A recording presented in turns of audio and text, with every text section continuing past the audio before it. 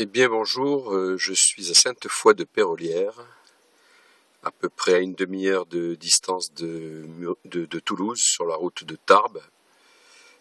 Sainte-Foy de Pérolières, où j'ai vécu il y a quasiment 50 ans, ici lors de notre retour d'Algérie, notre rapatriement d'Algérie vers la métropole.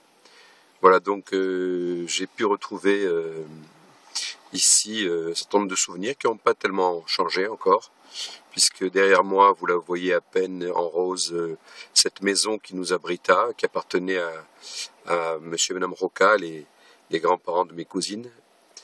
Et je suis donc ici devant l'école où nous avons sévi. Je me souviens de certaines punitions que j'ai eues avec ma cousine Nicole.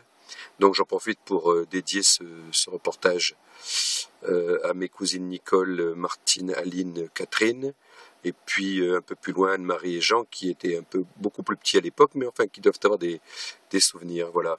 Donc j'ai retrouvé, ici je suis garé sur l'endroit où se trouvait parfois la fête foraine. L'acacia est toujours derrière moi, celui qui bordait, qui était pas loin de la maison.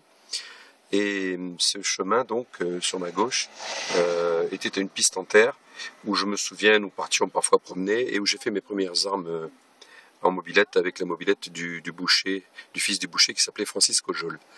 Et d'ailleurs, à la place de la boucherie, il y a un bar tabac. Donc on voit que les commerces se sont retransmis. A contrario, je n'ai pas retrouvé l'épicerie où nous allions acheter entre guillemets des bonbons. Enfin, je dis ça surtout pour une de mes cousines qui se spécialisait dans la disparition des bonbons. Voilà, dont nous profitions tous, bien entendu. Hein. Voilà. Qu'est-ce que j'ai retrouvé d'autre aussi au bout de ce chemin, ou du moins le long de ce chemin-là, sur ma gauche, il y a, je pense, l'endroit où se trouvait une balançoire en corde. Et je me souviens que bêtement, j'avais fait tomber ma cousine Martine qui s'était fait très mal à la tête. Je me souviens encore très bien.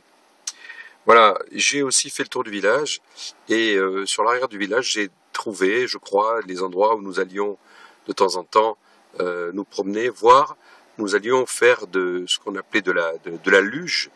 En fait, il s'agissait de champs qui étaient comment dire, tondus à l'époque.